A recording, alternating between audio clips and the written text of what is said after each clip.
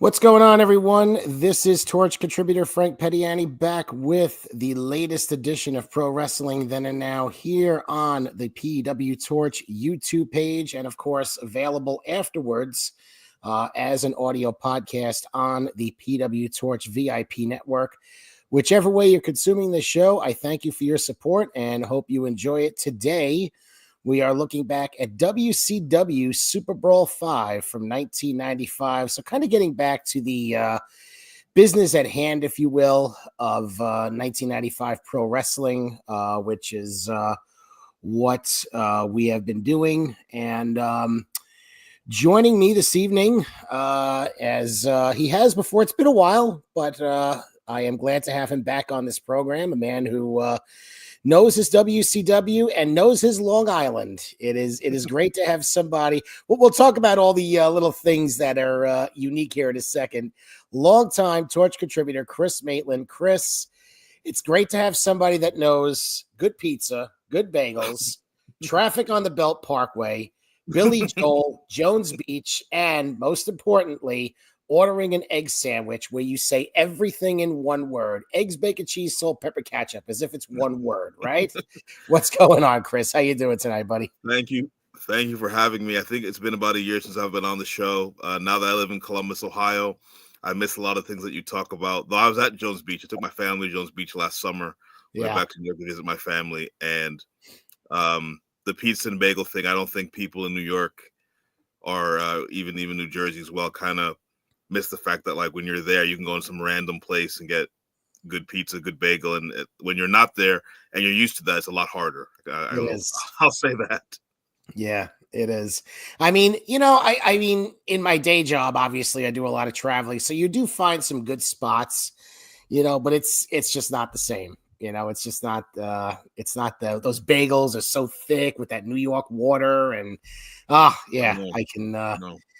I could go on and on about that, but the last time you were on the show, we did Slamboree 93. So you are back now doing SuperBrawl 5. And we'll talk about that because this was sure a show to watch. This was really a show. And before I get into it, I'll give you a chance. Just kind of quickly to weigh in on, just your overall thoughts on WCW. I mean, going from 93 to this time, it's a vastly different promotion. I mean, it's basically 80s WWF part 2, if you look at it. So just kind of talk about that, the promotion, the changes, where you think the company was in general here in 1995. I think WCW, now, first of all, as you mentioned, we are from New York, and when you're from New York, that is WWF country. Yes. And so we always preferred WWF. I was an eclectic wrestling fan, so my parents loved wrestling. That's how I got into wrestling, so we watched everything. And, my dad loved watching Georgia Championship Wrestling when I think I was probably a baby or even before I was born, and that got me into watching WCW. So I always liked WCW. In the back of your mind, it was always second to WWF. And I think part of the problem that they had is they were always chasing something. And I think they have different, in the early 90s. So they got taken over. So when I started watching it in the 80s, they were Jim Crockett Promotions. They were on the Turner Network, TBS, bought by Ted Turner. And basically in 89 and basically 93, 95, they're changing bookers, different ideas, different people rolling through, a lot of talent rolling through, but not really being coherent. And in 94, really, they've kind of we've gone all in on the WWE stars of the 80s. So you have Hogan, you have Macho Man Randy Savage, you have other wrestlers who are there on the show who are from WWF but not in their WWF names, which actually is an issue. Very few young up-and-comers on this show. I think that was kind of the thing. And also, I set the standard of wrestling in this way, that back in 95, there were not monthly pay-per-views. There were only 4 a month. They hadn't had a pay-per-view since Starrcade. So just being on pay-per-view was a big deal. And a lot of it was who you showcased and why. And this show had a lot of interesting. There weren't too many people of the future, or there was one, I guess, maybe in the opening match that was interesting for its own right. Yeah. but there weren't too many like up and coming stars in the early card that you're like, okay, they're not going to be, they could be a champion soon. Hmm. Had very odd choices for a show that was, packed in Baltimore. I think there's 13,000 people there. And I Yep. think the key thing for me watching the show when it was over was like Nitro begins about 6 months after the show. That's right. And that really changed the landscape of wrestling because they just seemed like the beginning of 95 WCW is, I think, the end of we're chasing something. And with the creation of Nitro is when they actually started inventing something which led to the Monday Night Wars. In a lot of ways, how wrestling is consumed on television today. Yeah. It's funny. And you are right to point that out because this is really the end of the sporadic pay-per-view syndicated TV. I mean, we get like superstars, in the WWF side for a few more years. We still get WCW Saturday night, but they're not the focus anymore. WWF is rolling with Raw now for a couple of years at this point. As you mentioned, Nitro is on its way in a few months. So this is almost like a branch point, because I mean, they're doing monthly pay-per-views after this. Uncensored is the following month. They skip April. And looking at the schedule here, I mean, there's a pay-per-view every month. And that's pretty much how it is. And now that you bring that up, I mean, I just wonder what your thoughts were at the time, if you were thinking about it. Because I remember, when like we got a little deeper into the throes of the Monday Night Wars and they were going to do, monthly pay-per-views and premium television every week, I said, this is really going to water wrestling down, because you're not waiting, you're not anticipating the big matches as we would have to, in the past with, if you were a Crockett fan, you'd wait for the clashes, and then the pay-per-views, WWF Saturday night's main event, then they started doing the pay-per-views, but it was only 4 pay-per-views a year. So, you weren't getting wrestling, and we were getting it now. I mean, forget about it now between WWE and AEW, but I mean, we have the benefit of hindsight knowing how things have turned out because obviously the industry is still thriving. But I remember thinking like, this is just not how I want to consume wrestling on a regular basis. Is that kind of how you felt at the time, or did you have different thoughts, Chris? At the time, I was like in high school, so I was just like, wrestling's great. I was up watching ECW at 2 a.m. Oh, So man. going, but you're right though. Going back on it, I called that play the trick play era, in the fact that like if you watch a football game, it's like a play like the Music City Miracle that the Titans did to the Bills. That's a Yeah. great play. You go and do it once. Yeah. Once you do it, you can't, because people know that's coming. And I think wrestling in some regard has been hampered by the fact that every thing to this day, as you talk about, every TV show has to be the greatest show. And there isn't this sort of desire to have long-term storyline progression, where back in the day we talk about stories take months to advance, and someone is injured and they're out for 3 months and they come back, and or a tag team breaks up over a long period of time. It's like now it's like the tag team gets together this week and they break up next week. Yeah. I think that era, that comes after the show, when WCW started with Nitro. Yeah. Putting top TV matches on, I think, really hurt the progression, and also kind of made the fans not watch TV like we used to. Like the purpose of TV before was to get you to watch. Well, first go to the arena and then pay-per-view. So you weren't going to see the top wrestlers wrestle each other. They might get into an angle, they might argue, they might get into a physical altercation, but they very rarely wrestle, because if you want to see the top wrestlers wrestle, you have to go to the arena or buy the pay-per-view. When you have so many matches on TV with top wrestlers, then it naturally waters down the pay-per-view, and it naturally leads to way too many matches of consequence. But when you have too many matches of consequence, then they actually don't have consequence because there are too many of them. It's the best way I could describe it. It's become baseball. It's become a 162 game season. I mean, every game matters, right? Because it's your way of getting into the playoffs. And, it's, I mean, like, wrestling back in the day, Wrestling Challenge, Superstar, stuff like that. I mean, that's like watching the minors, or whatever, just watching, heavy heat angles, as you said, to get you to go to your local arena, okay, or build up to the pay-per-view. Now it's just like, it's not bad, it's just different, and like the expectations. I mean, I find myself fast forwarding now through squash matches if we do get a squash match. Like Collision.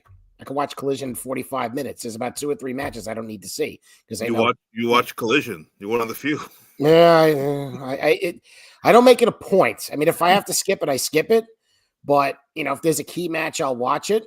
But back in the day, though, like if I saw whatever, the Ultimate Warrior in a match, or Macho Man, or whatever. Oh, cool! I get to see Macho Man. Then he'd cut a promo after and build it. So yeah, it's just it's changed, and I wonder.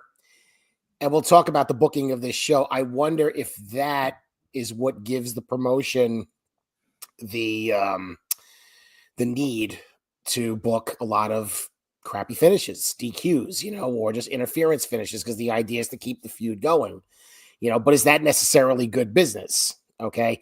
And that takes it, right. You're going to say something? No, I just said, one of the things is that I don't like having clean finishes all the time. I don't mind sometimes a DQ to lead. I mean, I think there are things in this pay-per-view we can maybe talk about whether that was good or bad, but I think certain stories do need more time, and you do need to flesh them out a bit more and flesh them out a bit more. So I definitely am not always opposed to a DQ count out. I mean, I wish there were count outs. They do all these crazy moves on the outside. They should bring count outs back, but that's a whole different thing. Yeah. And that's what they would do at the house shows. You would see that on the house circuit. You see DQs. I mean, my uncle could tell you from going to the Garden, watching Bruno, that Bruno matches would end in, a double DQ or something like that. And that would lead to a bigger stipulation. But, I think what starts to happen is you just use crappy finishes, interference, DQs as an escape hatch. When it's an escape hatch, then I don't like it. If it's for the purpose of something, and you talked about that on the last time we did the show, you said, if you're going to give me a crappy finish, you need to do something to follow up. What do you got for me? So that's the whole key. This show, though, I mean, this show is just, I mean, I don't know. I'll reveal my feelings right now on this. This is not thumbs up. This is not thumbs down. This is middle finger. Okay. Oh, wow. That's what I rate this show. I mean, for me, there's not really any good wrestling. I mean, maybe in the opening match, and we'll talk about it.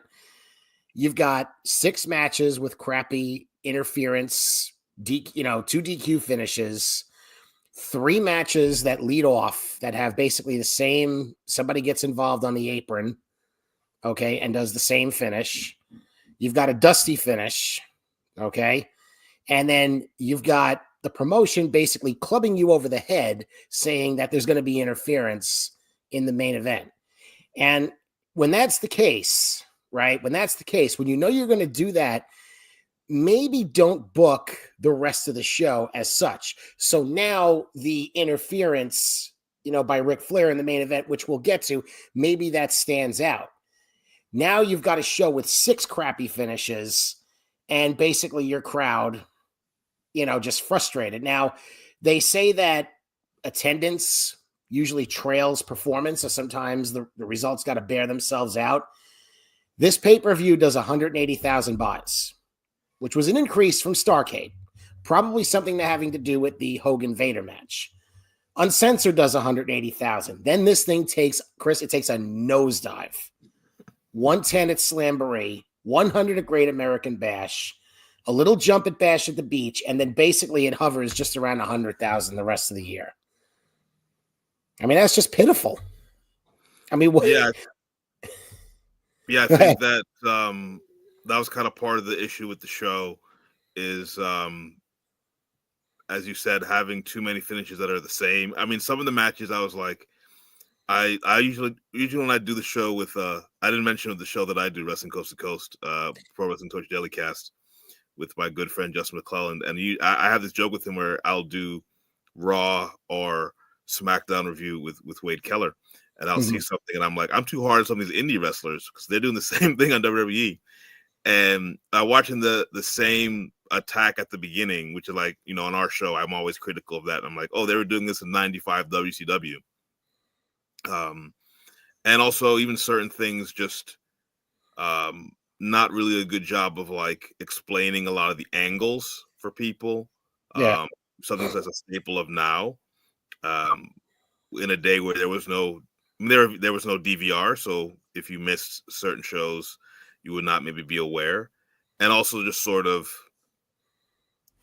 the show had very interesting crowd interactions too. So there's definitely thoughts of, are the right people being booked? Are the right people being pushed? Especially in the main event. That was very interesting.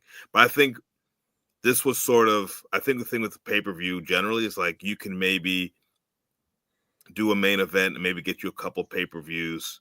I'm without looking at the main events in the other matches, my assumption is if Hogan was in a lot of them based on the crowd reactions, I'm not surprised if they decreased because he was not popular on this show. And if, you know, maybe the novelty had worn off by you got to the end of '95, like watching this show reminded me of like, oh, now it made sense why he joined the NWO in '96, because the seeds were planted, maybe not in this show, but you see. And I just think that I think I liked it better than you in some regard, but I also watched the show. Whenever we do a show on Wrestling Coast to Coast, we talk about what will this show lead to in the next. Yeah. And this show just left people probably annoyed, so it didn't lead to probably too many good things for the future. I mean, it like I say, it still had the same amount of buys, and you know, the next pay-per-view does have Hulk Hogan versus Vader, this time in a strap match. So, you know, maybe people wanted to see how that played out. But again, you know, ticket sales and pay-per-view buys usually trail performance, and usually it takes a little time to catch up. I'll read. We've gone far already. I'll read Wade's excerpt a little bit later as we talk about the show. And I completely forgot that I wanted to get a couple of things out of the way, which I'm totally fine with what we did so far. And I did want to give you a chance to plug your show. So actually, while we're on that, go ahead and do that now. Talk about Wrestling Coast to Coast, who you do that with, and then we'll get a couple of other housekeeping items out of the way. Sure. Chris Maitland, as Frank said before. I host Wrestling Coast to Coast with my good friend of over 25 years, Justin McClelland. We met at the University of Pittsburgh, and we've been watching wrestling ever since. We've been watching wrestling longer than that, but we've been knowing each other ever since.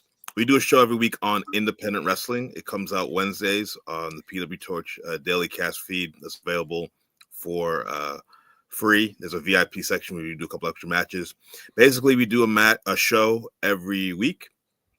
We review it. You know, we don't cover, you know, AEW, WWE. There's so many other podcasts that do that. So we just cover different independent wrestling promotion. There is a lot of WWE connection with WWE ID now, as well as wrestlers from promotions popping up. Our show is out now covered a House of Glory, which is a promotion actually that runs in Jamaica, Queens. Amazing Reds promotion that had a show. It actually was the debut or long time return to the independents after many years of Mercedes Moné. She wrestled Indy Hartwell on that show, so that shows up now. And yeah, we just have two friends for a long time bantering. Sometimes we break into other things, talking about like Justin loves the Oscars. He just got married last year. I talked about Newcastle United winning their first trophy since 1969 on Sunday. But yeah, so that's next week. We're doing Insane Wrestling Revolution, which is a show, a promotion run by Rhino that's in Michigan. Wow. So we just do different promotions. It's been really cool to see. And then a lot of the wrestlers that we've watched have popped up now in NXT, AEW, TNA, so WWE. So that's cool. And we're having a good time doing it. And how can people interact with the show? Can they interact with you and Justin on social media, or is there an email for the show or whatever? Sure. Torch coast to coast at gmail.com is the email. I am on Blue Sky at Mind of Maitland, and Justin is at J McClelland on Blue Sky. We got off the other thing. Yeah, I'm kind of winding that. I still have it, but I'm kind of winding that down myself. So, and speaking of social media, since we're bringing it up, you can follow me at Frank Peteani. That's at Frank Peteani. That's on X, Facebook, and Instagram. And then for Blue Sky, just throw a 73 at the end, and you'll find me. I don't really post much anymore, but I will respond to you if you write to me, and I will post from time to time. So, got a little bit of that there. Just real quick, I hope you had a chance to check out the last episode of this podcast, Saturday Night's Main Event, episodes 3 and 4, which I did with Brandon LeClaire. And we actually did that 2 days before Elimination Chamber. And I gave him a chance to weigh in on the situation with The Rock and Cody Rhodes. And credit to Brandon, he actually laid out the scenario that took place.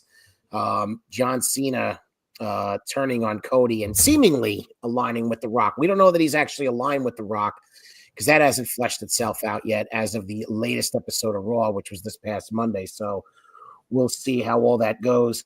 Coming up, I will be doing the next WCW pay-per-view uncensored. Hopefully I can make it out of that alive. Zach Barber, who is probably better known to most of you as Zach in Texas, will make his debut on this show, and I'm looking forward to that, getting his thoughts on that pay-per-view. Coming up, WrestleMania 11. So we'll jump back over to WWF sometime in April and do that. And I talked offline to Todd Martin several months ago about Hostile City Showdown. He was actually in the building for that. So we talked about doing it. It would be my first foray into ECW. So I figured, you know what, why not give that a shot? Be a little bit of a learning experience for me. So that's what's coming up. I got a couple of other irons in the fire that I'm working on. I don't want to say too much right now. I don't want to promise and not deliver. So those are the things that are coming up for sure, and we'll see what else comes down the pipe. All right, Chris, let's talk about what we're talking about today, SuperBrawl 5. So this takes place on February 19th of 1995, so a little over 30 years ago, in the Baltimore Arena. It is now the CFG Bank Arena. It's gone through so many names, including the Royal Farms Arena not too long ago. Various sports leagues, minor league teams call the place home. One team that did call it home was the Baltimore Bullets of the NBA. From 1963 to 1973, they are now the Washington Wizards. So another little shout to Todd there. We already talked about the attendance. Chris, you brought it up, around 13,000 in the building. According to WrestleNomics, the pay-per-view buys, I think I mentioned this already, 100,000, which was an increase of 50,000 from Starrcade 94, which was reviewed here. Jesse Velasquez joined me from the Top Rope Nation podcast to do that. So that's in the archives if you want to watch it. Not a very good main event on that show. Hulk Hogan against Butcher. But then it's really all about the aftermath, the appearance of the Macho Man, and then the confrontation between Hulk Hogan and Vader, which sets up this show. Your announcers are Tony Schiavone and Bobby the Brain Heenan, which becomes a regular thing around this time. Mean Gene Okerlund is your interviewer. So a real, as we mentioned, the 80s WWF, firmly entrenched in the promotion. Gary Michael Capetta is your ring announcer. And of course, Michael Buffer for the main event. Speaking of main event, that was the lead-in to the pay-per-view, and that was typical around this time. We had 3 matches. Mr. Wonderful Paul Orndorff beats Brad Armstrong. Stars and Stripes, that's Marcus Alexander Bagwell and the Patriot, defeat Romeo Valentino and Dino Casanova. And Arn Anderson defeats Johnny B. Bad in a lumberjack match to retain the WCW TV title. He had beaten Johnny for the title back in January on Main Event. This was after Arn Anderson replaced the Honky Tonk Man at Starrcade, and he came up short against Johnny at that pay-per-view. So he gets the title a little bit later. We then get separate promos on the open. Hulk Hogan and Vader. Hogan's stealing a line from JFK. The only thing we have to fear is fear itself. And then we go to the pay-per-view open.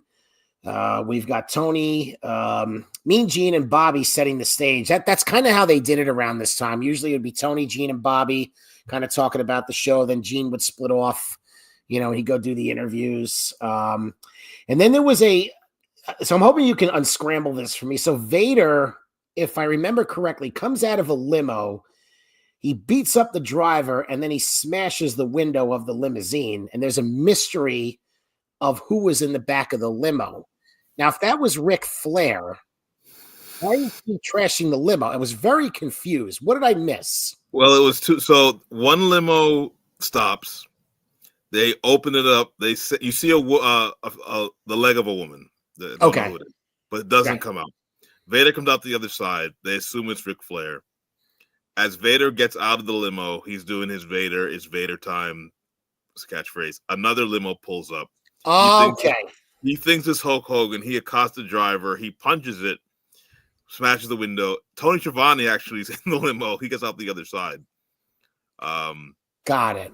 But it kind of didn't. I mean, so the one thing about this pay-per-view, which I will say I actually understand, something I actually wish happened more in certain promotions, was they made it very clear on the show that the main event is the most important match. They talked about the main event a lot. And not everything they did I agreed with necessarily, but they made it very clear that the main event was important, and started off with the show with again, it was kind of awkward how he got out of one limo and attacked this other limo. Yeah. And then I guess you'll get to what happened next when he went to the ring. But it was really just to show that this match between Vader and Hulk Hogan is very important. We're going to try to mention it as often as possible. I do like that. I agree with you. The main event, this is something that I wish AEW, and they've been doing a better job of that overall lately, making their main events feel important. They're not there yet, but they're working on it. I got to bring up Azan's comment here. WCW limousine budget in the 90s must be outrageous. Yeah. They sure did use a lot of limos. He also commented earlier, downplaying Alex Wright. I think that's when you were talking about up and coming stars. I don't think you were downplaying him. I was downplaying it. You actually brought him up. He was the person that I was mentioning about, someone who was a young wrestler that was getting a big win. Yeah. But there's so much more on the match than just the result. We're gonna get into that for sure. Yeah, and that was a thing with WCW in general throughout the 90s. You didn't feel, save for a few guys, save for one former football player who becomes a big star later, you really don't feel like they're building up the next generation.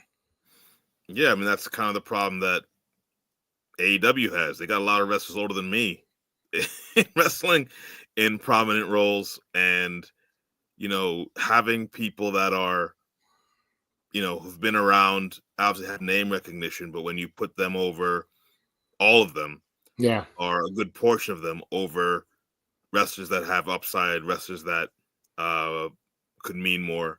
I mean, there was someone, I think it's popped up on my Facebook, they put up, it's been about a year since AEW signed Mercedes Moné, Will Ospreay, and Kazuchika Okada.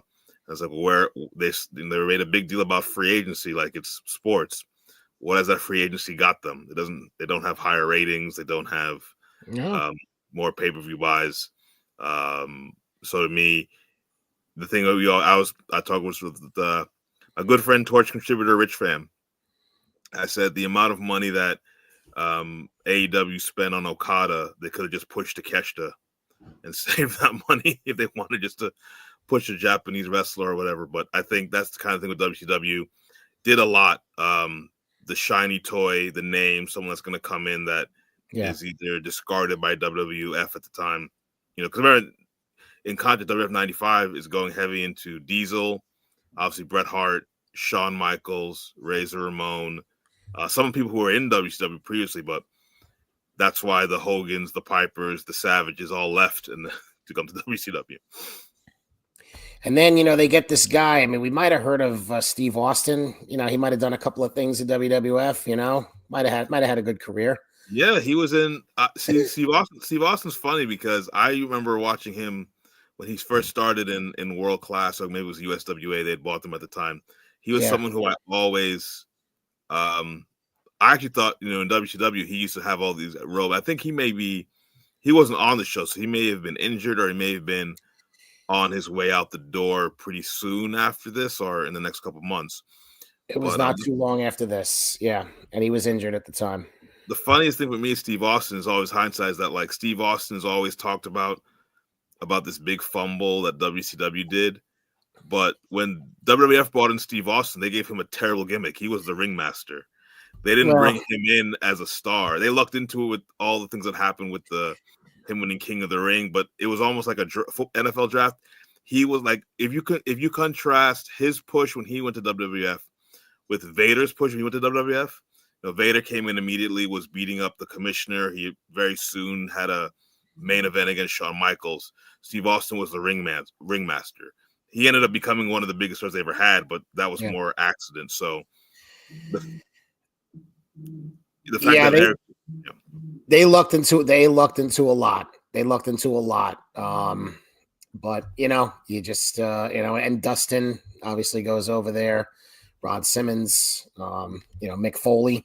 I mean, these are all guys that become cornerstones of the Attitude Era. But one guy that does not become a cornerstone of the Attitude Era, Chris, and that's Mr. Alex Wright, who is taking on somebody of a previous era in Mr. Paul Roma. And it's funny that you're on the show with me because when we did Slamboree 93, he debuted as the Fourth Horseman. And boy, that workout. Anyway, so this feud is built around the fact that Roma was getting frustrated, that Wright was getting all the attention of female fans. And he actually tried to get the attention of a fan at the show, but the fan gave the attention to Alex instead. And the announcers did play that up. 13 and a half minutes on the match. Alex Wright gets the win. So this was the first of the 3 matches that have the crappy interference finish. He rolls up Roma after Alex drop kicks him into Orndorff. They were having a conference after Orndorff broke up a pin after Alex had hit a body block. Wade's rating, 1 3/4, quote, Roma's interference with Orndorff leading to the finish was unnaturally long, otherwise a good opener. Well, maybe. I mean, if you got to know the real story behind this match, because this is the match where basically Roma gets his walking papers because he doesn't want a job. So he over dominates Alex throughout the match. I mean, there's just spots. It's so obvious, like he's no selling punches. Roma misses a hip toss at one point. They take turns doing arm holds, but it's just every time, Alex gets any kind of offense in, Roma's coming back. And he actually kicked out, if you watch, he actually kicked out of the finish. And that's what pretty much gets him his walking papers. So with all that said, Chris, Alex Wright against Paul Roma. First of all, I want to say that Paul Roma did, in my estimation, maybe the greatest elbow off the top rope. Which hey, Macho Man wants a word with you, buddy. It was really cool, though. He jumped backwards on the rope, on the second rope, middle rope, climbed up, jumped very high in the air, hit the elbow, celebrated like he won the Super Bowl, which is a pro wrestling trope of, if I'm not going to, actually, usually if I'm not going to win with a big move, I'm going to delay pinning for the longest time. So, which happens in the main event as well. We'll get to that. But not only did he do that, but then he still pulled him up to make it very clear that he could have beat him. This match intrigued me so much. It was it's infamous in some ways. I actually watched 2 YouTube videos about it. Paul Roma and Alex Wright in more modern time discussing this match. When Paul Roma walks out, he says, "It's about respect." Then he gives a name. I'm not quite sure. And so I'm like, oh, okay, something weird's going to happen here. And all the things happened that he did. What this match reminded me is of a lot of the independent wrestling I watch and AEW, and the fact that the purpose of this match, as it was designed, was to get Alex Wright over. Alex Wright had a winning streak. He was young. He was someone I think they saw on a tour, and they signed him up with WCW. He's someone they saw as a big star. They wanted him to be put over a bunch of people and push to stardom. Paul Roma apparently had an agreement in his mind, at least, that he would lose to him at the house shows, but not on pay-per-view. Mm-hmm. And when he found out he was losing on pay-per-view, this is what he did. And so he did not put Alex Wright over in any way possible, as you said. And that was kind of the issue. That's why it reminded me of independent wrestling and AEW, because you watch these matches and you're like, okay, one person has to win to progress and move forward. But it's wrestled in a way where like neither wrestler actually gets the benefit of it, because the person that loses has to do all ththese moves. And again, I see a lot of independent wrestling, a lot of AEW. So it reminded me of that. From the match is pretty hilarious. Just his no selling, his long talking with Orndorff about how he has everything, him being in rest holds and arguing with the referee and not giving any and getting into the conference just made no, like, at the time where like he gets up and he starts talking to Orndorff, it makes no sense, because like he's winning the match. Yeah, he's dominating the match. So why have a conference? It just screams screw you, to the fans. Which, as Alex Wright said in an interview, he it wasn't his decision to, he doesn't book the show. Yeah, but there's also kind of the thing too, like, this is an era of wrestling where you truly are independent contractor. And if you lose, you don't have a guaranteed contract, or maybe you have a small guarantee. You lose too much in prominent positions, you're probably not going to have much of a career. So he was very cognizant of that. And it probably had, in honesty, even though from the weirdness, it was probably one of the better worked matches on the show. I have to agree with that. I can't disagree with that. I mean, it is kind of exciting. I mean, compared to the rest of the matches, as you say. But Zahn here says Paul Roma basically the end of career after that. Yeah, I mean, he's done. I mean, he does show up in WWF a couple of years later. I didn't realize that he showed up. Did a couple of dark matches, but he wasn't signed. And I was at one of those dark matches at Nassau Coliseum. I went there in high school. Oh, you did? Okay. Yeah. Okay. It was 97 or 98. I can't remember what year it was. It was like a Raw taping or something? Yes. Okay. And it's funny because, I mean, Roma had been around. I mean, Roma was around when I started watching. I was watching in 86, and I remember Paul Roma. I mean, the guy should know better. I mean, it sounds to me, the way I read it, and I'm not a mind reader, I wonder if he wanted out. Because sometimes guys do stupid shit, just to get.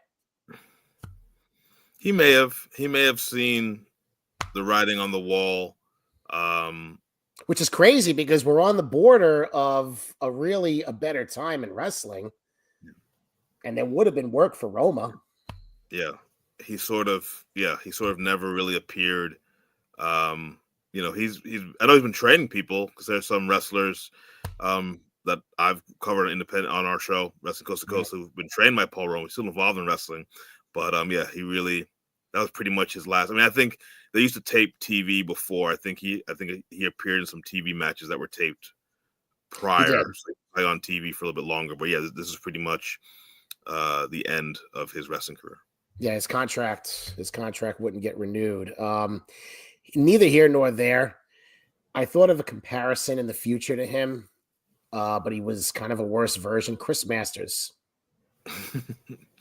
It's funny, Chris Masters, I haven't seen him in a while. He was in the NWA, which we've covered on our show. I haven't seen him in a while. But yeah, Chris Masters kind of did look like Paul Roma. I feel like Paul Roma could work. Paul was a bit more athletic. Yeah. I mean, he was with Jim Powers, the Young Stallions. If Rich is listening, Rich is the biggest Power and Glory fan of all time. I'm with Rich. I am with. I was messaging with him one day. Justice for Power and Glory. Power and Glory should have been tag team champions. I'm sorry. I will die on that hill. I mean, the thing about it, again, I say, a lot of things about wrestling. Their move, the Powerplex, again, FTR does a version of it. Several teams, team like Miracle Generation on Independence, they do it.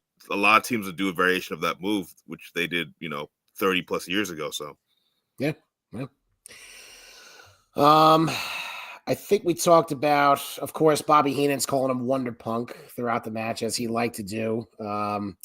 He did that a lot at the previous pay-per-view, where Alex beat a young John Paul Levesque. Whatever happened to him? He's still wrestling. Yeah. Wonder what happened to that guy. And it's funny. It's just like they probably didn't see anything in Levesque. And I mean, I don't blame them for seeing something in Alex Wright. I really don't. I was talking to Jesse about that in the last show, but you obviously missed out on the other guy, who. Honestly, I was never the biggest Triple H fan. I never really saw him as a big star, even when he went to I mean, the John Paul Levesque gimmick, the French aristocrat was kind of ridiculous anyway. Though, ironically, Hunter Hearst Helmsley is just sort of is a version of that. He's just not French. American, right? American. And then so he's another guy too that came in with a kind of gimmick that was like not that because 95 is also the kind of the end of the like everyone has to have a silly gimmick. Yes. So when he becomes Triple H and he gets a bit cooler, it's kind of when you see that. But again, he didn't come into WWF as this big star. He came in as a guy with basically the same gimmick he had in WCW. He just wasn't French anymore. Neither here nor there to this pay-per-view, but it's amazing how many of the guys who would become footholds and cornerstones of the WWF in the late 90s are in the promotion in 95 and just in absolutely putrid gimmicks. Like you said, the Ringmaster. I think he comes a little bit later in 95. I think he's towards the end, maybe early 96. Hunter Hearst Helmsley. Whether you like Glenn Jacobs or not, Dr. Isaac Yankem. Yes. A year later, Ron Simmons comes in as Farouk. Mick Foley is Mankind. I don't know if Mankind was tough, but the point is, like, so many guys who would become, even the Road Dogg. He's the roadie. I mean, come on. Yeah. So anyway. All right. Anything else about this match? I think we covered the you got to watch that elbow. Everyone go find that elbow. I think that match might be on YouTube if you don't have Peacock. That's great. That's a great elbow. It is something. It really is. I would recommend it. And like I said, a shame that and there had not to harp on this too much, but there had to be other things going on to lead to that, because usually if a talent is worthwhile, you try to work with the person. It sounds like this was the last straw with Rob. It sounds like there were other things going on behind the scenes. I don't know myself. I don't know if you ever read anything about him, but it sounds like this was like the end of the line. Yeah, probably so. I mean, I think I liked Paul Roma, so he had that look about him, though. He had that look. He had that I could be a real dick look. Yeah, he's a guy from the Northeast, so Well, we know people like that. Hey, what's the matter with you? Come on, All right. Well, speaking of guys from the North, we'll get to that match in a second, real quick. Mean Gene interviews Harlem Heat with Sister Sherry. Sherry is somebody that has aged so well on me. Like back in the day, she looked old. And now she just looks completely different. I mean, I don't want to turn this into pro wrestling then and now X-rated, but she sure has aged well. I will say that. Speaking of Northeast guys, Hacksaw. I do want to mention that Mean Gene Okerlund turned to Stevie Ray and called him Booker T. Oh, I missed that. So there was that. How many did Gene knock back before the show? You wonder sometimes. I don't know. Probably quite a few. Maybe during the show. Or how many did he knock back after the show? I could just see him and Slick Rick over there. Come on. At the Marriott. Bunkhouse Buck with Colonel Robert Parker and Meng against Hacksaw Jim Duggan. So really not much of a backstory at this point. Duggan had come off losing the U.S. title at Starrcade, and Bunkhouse spent a lot of 94 in the stud stable, mostly feuding with Dustin Rhodes. Dusty got involved later, the Nasty Boys, and things like that. I'm not sure if I missed it. Were they still the stud stable at this point? Was that Parker's group, or did they kind of get away from that? I don't remember them mentioning the stud stable on the show. They did mention the name a little bit more in the Blacktop Bully match with Dustin Okay. Rhodes. They didn't really focus on the name as much. They focused on the fact that they were stable, but they didn't really knock you over the head with the name stud stable. Got it. Got it. All right, so this goes a little under 12 minutes. It's won by Jim Duggan. So once again, somebody getting on the apron. This time it's Robert Parker. He was trying to interfere. He then gives Bunkhouse the 3-point stance clothesline for a pin, but then after the match, Meng attacks him, and that sets up their match at Uncensored. Wade's rating, half a star. Quote, there was nothing good about this match, especially the cliched finish, but it wasn't horrible either, as they appear to be trying. And, you know, I do agree with that because, look, Hacksaw Jim Duggan and Bunkhouse Buck. Now, I've had some time now watching these old WCW shows to get to know Bunkhouse a little bit. It ain't pretty, you know, but he's a brawler. He's a fighter. Duggan's a brawler. He's a fighter. You're not getting a 5-star darling. That's okay. Not every match has to be that way. So this was fine. But again, like, this is where, to me, the interference, I mean, Robert Parker's there, so I guess you can expect that with the heel, but like, who are we protecting? Especially if you're setting up a match with Meng at the next pay-per-view, why can't Duggan just win the match straight out? I mean, it's not like Bunkhouse was a pushed act, but it's not like he's this protected act. I mean, you can just give a finish and Meng can attack him afterwards. I don't know. What do you think? In the match, I feel like Duggan took like 95% of the match. It was like 12 minutes. Like, this match to me was like, this match shouldn't be on pay-per-view when you don't have pay-per-views, because he beats him. Another thing with me, I'm on wrestling, I'm very critical about like babyfaces cheating. There's so much babyface cheating on this show. Like, Duggan chokes Bunkhouse Buck with his Bunkhouse Buck wore suspenders. Yeah. So he chokes with the suspenders. I'm like, is this uncensored? Is this not disqualification? So you have that. There was a little bit of that on this show. He pretty much beat him up the whole match, and it took so long. But then when Ming kicked him, he sold that. Duggan was down for the count. Yeah. Yeah. There's a few instances, especially in the main event, where there should have been a disqualification, but, you know, we know who's involved there. Yeah, I mean, as far as the match notes, I mean, there's a lot of fighting back and forth. You mentioned the rope to choke Duggan. There was a Bobby Heenan comment I noticed. There was 2 good-looking women at ringside. He goes, "They should be home cooking or doing laundry." I'm like, "Oh, Bobby." Yep. It didn't bother you back in the day, but I mean, WCW wasn't in a position to tell people not to come to the show. Everyone, whoever you are, if you're willing to buy a ticket, come to the show. Yeah. We got a comment here. Did you watch it live back in the day? That's for both of us. Yeah, you watched this live. I did not. I was kind of, as I've mentioned, I was kind of in and out of WCW at this point. So this is really a learning experience for me, and that's why I did watch WCW live back in the day. So you're getting 2 different perspectives. You're getting somebody who's kind of watching it for the first time. Not that, I mean, I'm familiar with 1995 WCW, but, someone who's coming at it fresh and somebody who watched. So you get, that's why we have these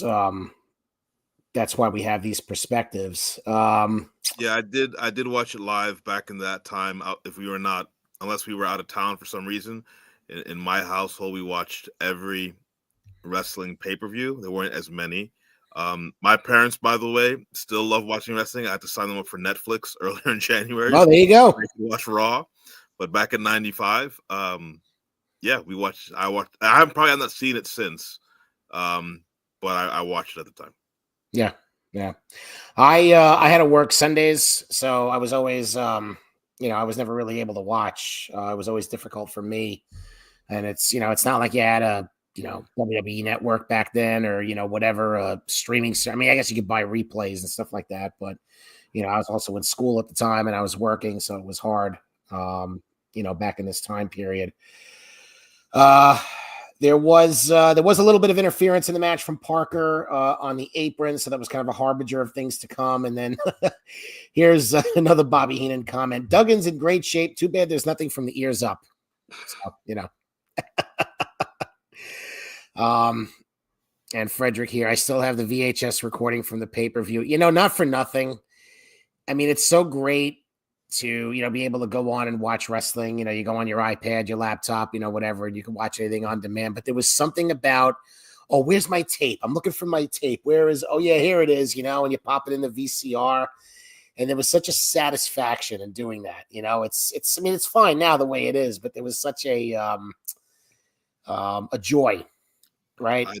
I told my wife this story, which is a true story. We went to my parents from England, and we went to England in '96, and we went to Shakespeare's house, up on Avon, and we took a video of it.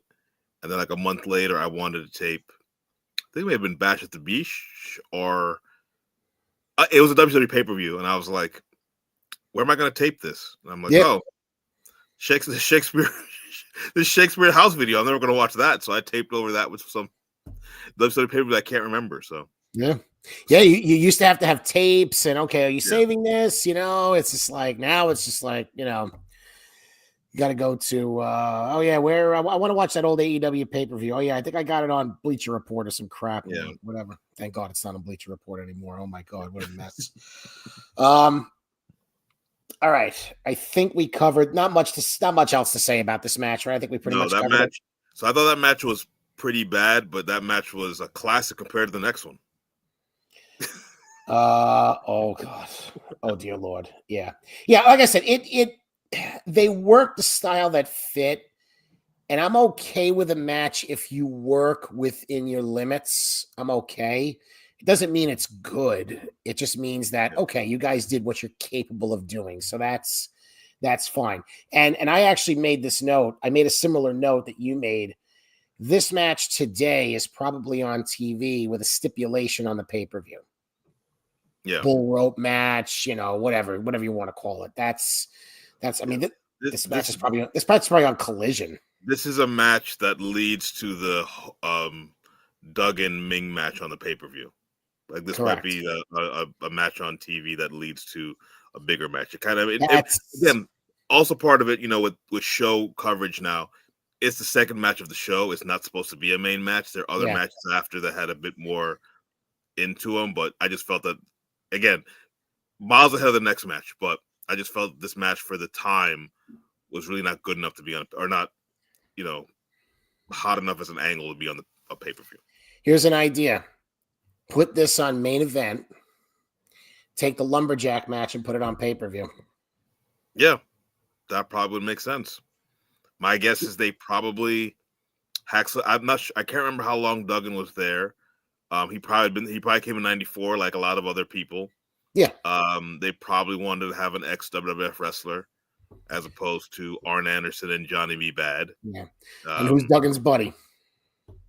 The guy in the main event, not Vader. Mm-hmm. Uncle Terry. All right. We go to Mean Gene interviewing the Nasty Boys. My note is they yell a lot and Sag says nasty about 1 million times. I got the same thing. That's pretty much it. That sums it up. Yeah. And then, oh boy. All right, Chris, we have to promise not to talk more than like 5 minutes about this match. And that's even a lot. Kevin Sullivan against Dave Sullivan. This is one of those feuds that goes on. I think it went on for about 8 months. Mm-hmm. And that's probably 8-9 months too long. I mean, this was absolutely dreadful. I mean, this was, this goes back. This is Dave, becoming a fan of Hulk Hogan. They worked Halloween Havoc. Dave beats Kevin via countout. And then Dave costs Kevin a match against Mr. T at Starrcade, because we got to have Mr. T dressed as Santa Claus, right? And then they work each other on an episode of WCW Saturday Night where Butcher attacks Dave and cuts off his hair and boots. So, yeah, way to go, WCW. Way to go. I'm shaking my head. I mean, the thing I say about this match, sorry, I don't have anything else to. No, I'll just give the numbers. It's 7.5 minutes. Kevin Sullivan wins it. yet another person on the apron, and that's Butcher, who, by the way, if you look at the replay, Dave doesn't even knock him in the head. And they make this big deal, like Butcher is hurt. And he makes this big deal. You know, they talk about the reconstructive surgery from the accident a few years prior, right? So they talk about that. You watch the replay and he barely hits him in the head. So it's like, it's obvious to people watching on TV, maybe not to people in the building. I got to give you Wade's rating on this. I could just see Wade typing his report in real time. Dud. That's his rating. All right. Quote. If it hadn't been the same finish used in the previous two matches with wrestlers getting rammed into someone standing on the ring apron, it still would have been a tired finish. As it was, this was ridiculous. It took some of the steam. This is a good point. It took some of the steam off the first step of Butcher's turn, which is a good point. The context of the finish combined with this being a nothing match makes this a dud. Yeah, I think dud's kind of high. I thought Dave Sullivan worked hard. I'll put it that way. I think he was trying. Yeah. Kevin Sullivan, I know he just passed away, but I've seen a lot much better efforts from him. The match was slow. It was uninteresting. I also thought, I couldn't remember, did they talk about, I mean, this is kind of, again, this is a thing that AEW does. They're talking about the Butcher, who, if you watched him, he's best known as Brutus Beefcake, name they can't use. They're talking about something that happened when he was in WWF, which I don't know how much this was brought up on WCW TV at the time. Yeah. And it's sort of like this big deal, but it's like, do people really know that? And it was just so slow and it was just uninteresting. And, you know, the same finish, third time in a row. Just awful. It was awful. No, it's bad. It really is. And I mean, if you want to use the interference, maybe this is the match to do it. That's fine, you know. But it's really kind of interesting that, you know, Butcher had turned, and for all intents and purposes, Kevin Sullivan had turned on him. So it's like, is Butcher going babyface like a few months after he did? You know what I mean? Yeah. Like, you know, it does kind of take some of the steam, as Wade pointed out. So yeah, now this is bad. I mean, I think Kevin did all he could to get a match out of Dave, but it was just, yeah, you can only shouldn't be on the pay-per-view, you know, put that. I mean, again, this is the hard part, right? We're talking about this in the context of now where you have more name wrestlers on TV than you would have back then. Though you had a couple matches every now and then, but yeah, it just, you know, they weren't thinking about having an exciting match for the crowd. It just didn't. This wasn't good.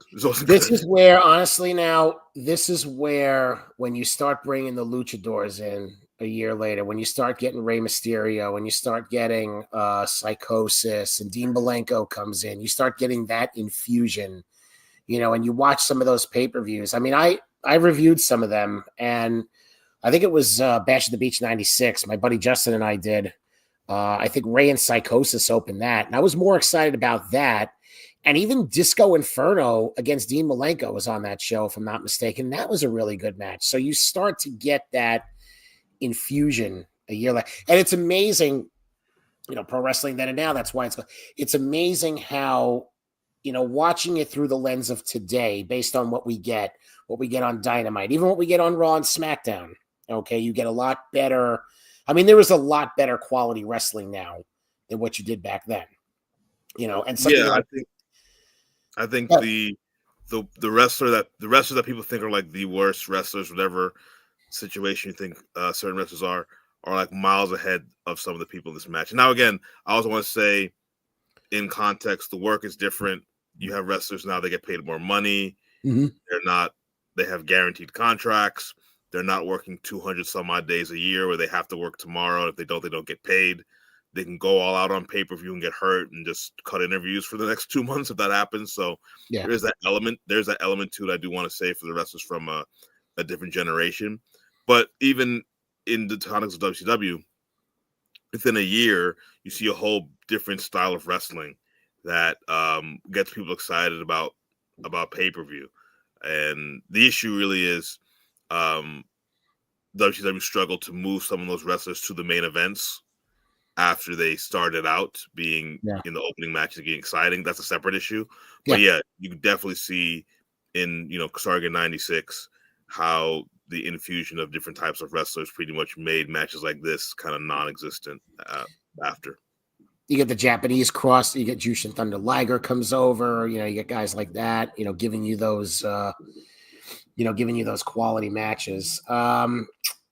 Okay, I don't want to talk more about Kevin Sullivan and Dave Sullivan than I have to. So we will move on. They did in the post-match Butcher. They show Butcher in pain, and that's when they talk about the reconstructive surgery a few years earlier. They don't really get into the details of it because I don't think they can. And Kevin just feigns sympathy and walks away. So this leads to them feuding a little bit later on, and he becomes the man with no name. Horrible. Yep. Okay. We then move on. Tony Schiavone announces the Spanish announce team, which includes Pedro Morales. And then Mean Gene interviews Avalanche and Big Bubba. One thing I noted, John Tenta needs to learn the difference between an earthquake and an avalanche. Because like at the end, he's like jumping up and down, and I'm like, you're not earthquake anymore. Yeah. But it's like he's supposed to be earthquake, but he's not earthquake. So the funniest thing for me, well, one, I forgot to hear him talk. John Tenta's Canadian. Yes. I forget that his accent. And the thing with me, I think he's the subject of a Dark Side of the Ring. Apparently, like a super nice guy. Oh, yeah. I remember when I started watching was Earthquake. I mean, I was probably like 9 or 10 years old. I was like, this is a big, scary guy. He's this monster. And it's like, oh, John Tenta's like a nicest guy. It kind of, sometimes you wish you had again, I can't go back to how I was at 9, but definitely kind of like the whole separation of someone's character from what they are in real life. But this is actually an issue where you have two guys, they were in WWF. They cannot use their WWF names. We're going to kind of reference them, but we're not referencing. We're not telling you that they're the WWF names. We're going to pretend they are. And that's kind of and they're in the semi-main event. So, yeah. Frederick here in the chat wants to know, what was Wade Keller's rating on this pay-per-view in the Torch newsletter? It was a 2.0. Was not very good. And I'll talk about his below the bottom line a little bit later after we talk about the main event. We then go to the WCW Tag Team Championship. This is the Nasty Boys against Harlem Heat with Sister Sherry. Of course, Harlem Heat, Booker T, and Stevie Ray. So the Nasties had actually beaten Harlem Heat via DQ at Starrcade. This didn't set them up for title contendership, as Harlem Heat would beat Stars and Stripes for the tag titles on an episode of WCW Saturday Night. They would retain at Clash of the Champions. The match was then announced on WCW Saturday Night. Harlem Heat had retained over Stars and Stripes, and then they brawled. The two teams brawled, that being the Nasty Boys and the Heat, after the match. A little over 17 minutes, and we get the dusty finish in this match. So all four men are in the ring. Sags throws Booker T over the top rope, which becomes the key.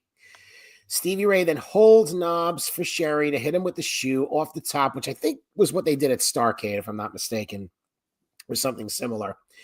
But the knobs gets out of the way, and she hits Stevie instead. Nick Patrick counts to 3. We think the Nasty Boys are tag team champions, but then Randy Anderson comes down to tell Nick Patrick about Sags throwing Booker over the top rope, which for some freaking reason in 1995, with Bill Watts out of the company for 2 years, is still a fucking disqualification. What a stupid rule. I'm sorry. And that was it. Wade's rating, 2 3/4. Quote, I could just see him seething writing this. The Dusty finish did more to put WCW in the hole it had to pay Hogan millions to try to climb out of, not to mention killing the Chicago market in 1987 with the Road Warrior screw job, but they booked it anyway. At least they're consistent. The match was good, but the finish stunk. And my point is on this match, okay, listen, I understand it's wrestling, whatever, but you had 3 matches. You had 3 matches with interference, and the referee doesn't come out. But the referee comes out here and changes the finish. So, it just, it takes you out of the moment. It just takes you out of it. If this is happening here, why isn't it happening all the time? Why isn't another referee coming out saying, no, foreign object, or no, this one got involved? So, yeah. Especially in the previous match, you could argue in the first 2 matches the babyface ended up winning, even though there was that happening because the heel's messing up. So maybe the referees let that one go. In the previous match, Kevin Sullivan grabbed Dave Sullivan's tights.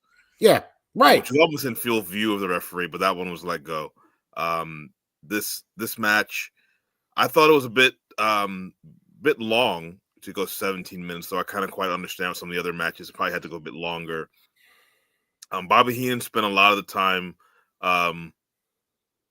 talking about Sensational Sherry, as Mean Gene Okerlund did. But, to echo your point before, I didn't get it at 14, but me now, I kind of understand why. I felt that this match, again, it was a bit too long, but it's interesting, too, and the Nasty Boys are the baby faces, but there were a lot of people who cheered for Harlem Heat. Harlem Heat, especially Booker T when he hit the Spinneroonie. Yeah. Though one of the things to me, I think the biggest pop so far of the show was when, Sags was getting beat up for quite a bit. Knobs came in, and then Knobs hit a double DDT. I have that in the notes. On Booker T and Stevie Ray, and the crowd went crazy. And it reminds me sort of like when I say something I like about the show, that this era of wrestling more than now is the simplicity of just oh, he's getting one over in the heels, and the crowd is so into it that you don't need to do all the craziness that you see now because people are kind of invested in those characters. I thought that was really good. But yeah, the finish, I forgot because I knew Bill Watts was not running WCW. I know at the time that was his idea of having different finishes. But again, I just thought, why just not have Sherry interfere? I mean, have her hit Sags in front of the referee, and then you could have done the same thing. But yeah, 17 minutes to do a Dusty finish is ridiculous, And I'll tell you, I'll read a little bit of Wade's quote here. So this is from Below the Bottom Line, which, by the way, he headlines it, WCW spits in the faces of their customers. I mean, I could just see him writing this. I could see his face. Yet, let me.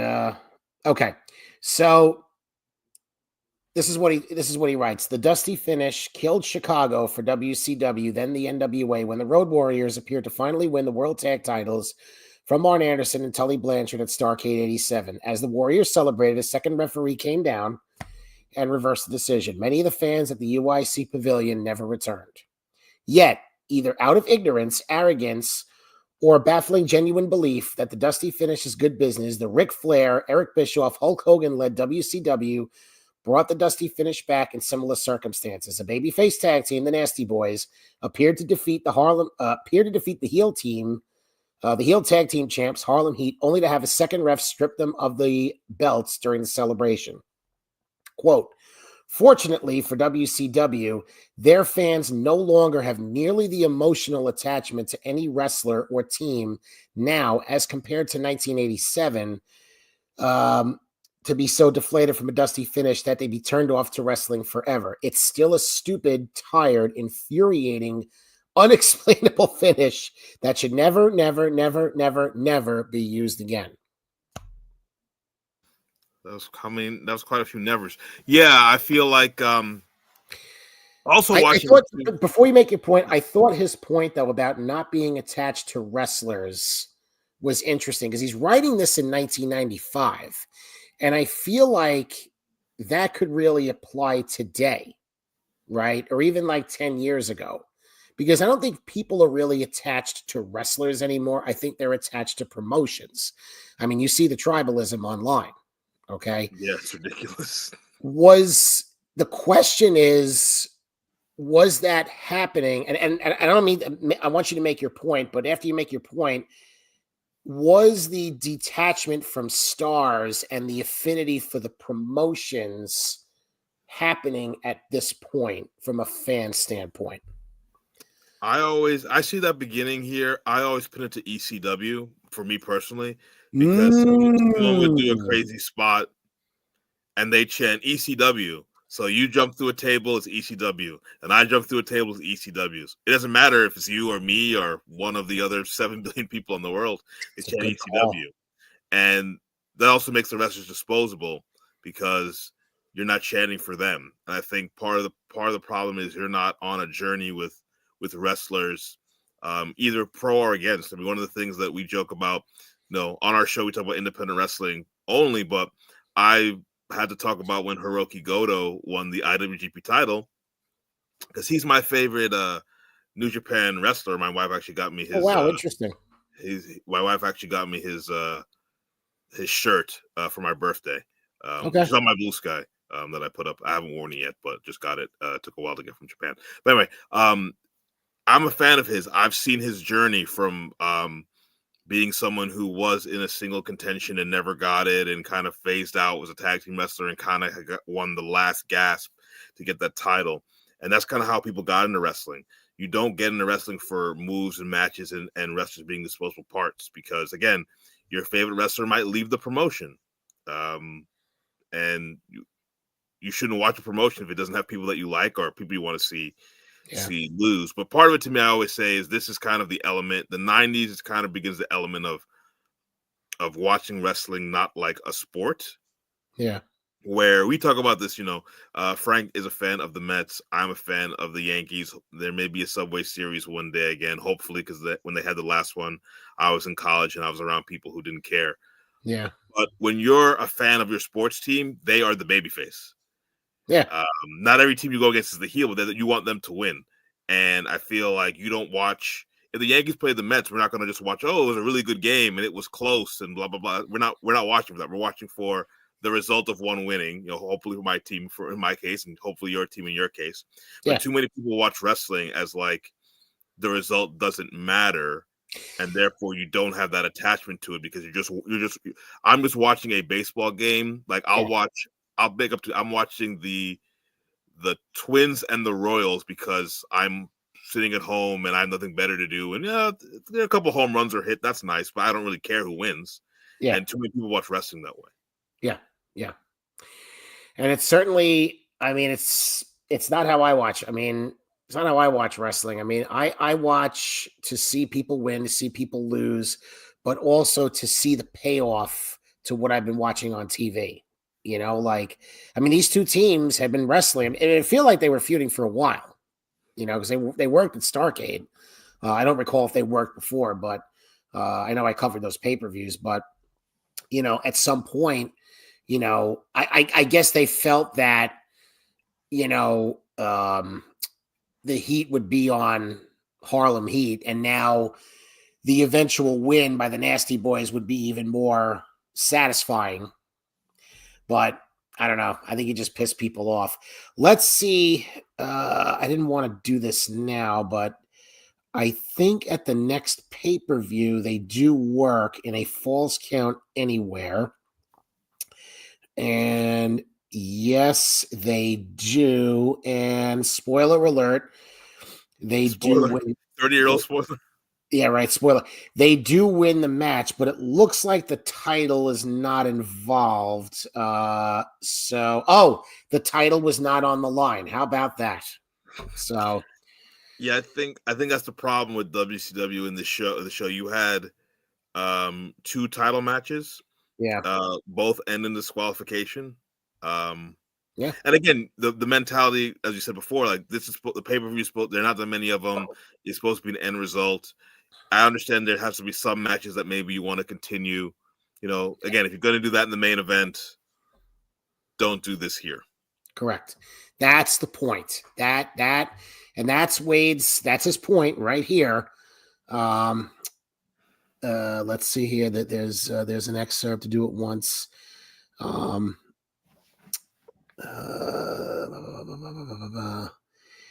Yeah, he does talk about it. He does talk about it in this article where he highlights that if you're going to do this in the world title match, if you're gonna and you scream that you're gonna do it with Ric Flair showing up at the pay-per-view, don't do it throughout the show. Same, because then it stands out. Then it stands out, and then you want to see, okay, how is this going to get resolved? Because I want to see Hogan beat Vader, or I want to see Vader beat Hogan, whatever the case might be. So, all right, we spent some time on this. We've gone about an hour and 15 here, so I want to keep this moving. Your next match is, they do talk to, Gene Okerlund does talk to Sting and the Macho Man, who 4 times says he's not talking. So that was hilarious.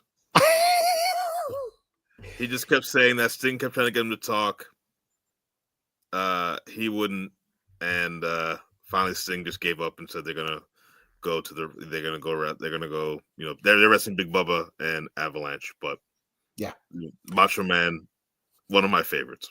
Yes, same here. Shivani then plugs WCW Uncensored, saying it's first of its kind with no rules. And I have a note here that says, I see you, WWE, where you got your idea for Extreme Rules. Yeah, Uncensored was always kind of a thing where, like, you have, again, some of these things, tropes you have, like, you can have a pay-per-view with no rules. Why? Like, why would you do that? To have all these matches. And typically, uncensored pay-per-views are actually not that good because you used to have all these kind of stipulations that were either hard to do or just kind of made the matches be ridiculous. So right, and you're just waiting for the nonsense. Like, you're not even the wrestling itself, and the result really doesn't matter. You're just there. To your point earlier about seeing the interference, that's the focus. It's not on who's winning, who's losing, and whose journey is getting advanced. So. All right. Well, speaking of journeys who don't really get too far advanced because we're reaching the end of the road for these two, Dustin Rhodes takes on the Blacktop Bully. Folks, you also know the Blacktop Bully as the Repo Man, but more famously, Demolition Smash. Blacktop Bully is accompanied by Colonel Robert Parker. So he was a fan that interfered in a match against Dustin. When Dustin was wrestling George South, he gets arrested.